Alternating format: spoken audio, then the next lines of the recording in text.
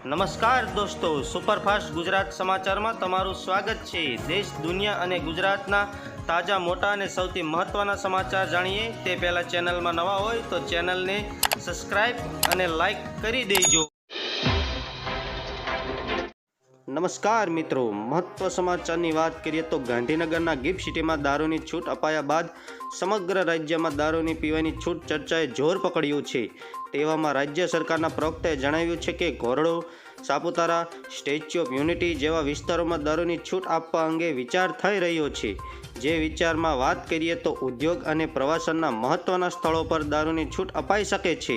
મહત્ત્વના સ્થળો પર દારૂની છૂટ અંગે સમય આવે ત્યારે નિર્ણય લેવામાં આવશે તેવી જાહેરાત રાજ્ય સરકારે કરી છે। ફટાફટ બીજા સમાચારની વાત કરીએ તો રાજ્યના હવામાનને લઈ ફરી એકવાર આગાહી સામે આવી છે। જે મુજબ આગામી 2 થી 3 દિવસ વાદળછાયું વાતાવરણ રહેશે તેમજ આગામી 3 દિવસ તાપમાન કોઈ ફેરફાર નહીં થાય। 48 કલાક બાદ તાપમાન 2 થી 3 ડિગ્રી ઘટશે। તાપમાન ઘટતા ઠંડીમાં વધારો થશે। તો અત્યારે વેસ્ટર્ન ડિસ્ટર્બન્સ સર્જાયું છે જેના કારણે વાદળ છવાયા છે। ભેજના કારણે રાજ્યમાં વાદળછાયું વાતાવરણ છવાયું છે। નલિયામાં તાપમાન 10.8 ડિગ્રી નોંધાયું છે જ્યારે અમદાવાદમાં તાપમાન 18 ડિગ્રી તાપમાન નોંધાયું છે।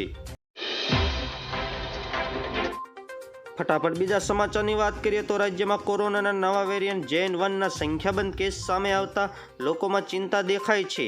જ્યારે રાજ્યના આરોગ્ય મંત્રી ઋષિકેશ પટેલના નવા વેરિયન્ટ લઈને મહત્વ નિવેદન આપ્યું છે।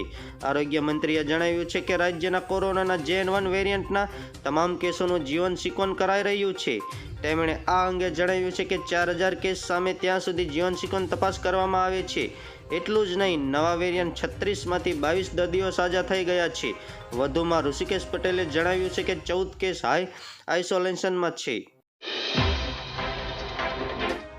ફટાફટ બીજા સમાચારની વાત કરીએ તો હસમુખ અધ્યક્ષ પટેલ ટ્વીટ જણાવ્યું છે કે તલાટી અને જુનિયર ક્લર્કની ખાલી જગ્યાઓ વેઇટિંગ લિસ્ટથી ભરવા માટે ખૂટતા ઉમેદવારોના ડોક્યુમેન્ટ વેરિફિકેશન માટે third original provision merit list પદ્ધતિ કરવામાં આવેલ છે। તેમણે બીજા ટ્વીટમાં લખ્યું છે કે તલાટીના તથા જુનિયર ક્લાર્કના વેઇટિંગ કામગીરી પૂર્ણ થયા બાદ MPSWના વેઇટિંગ કામગીરી શરૂ કરવામાં આવશે।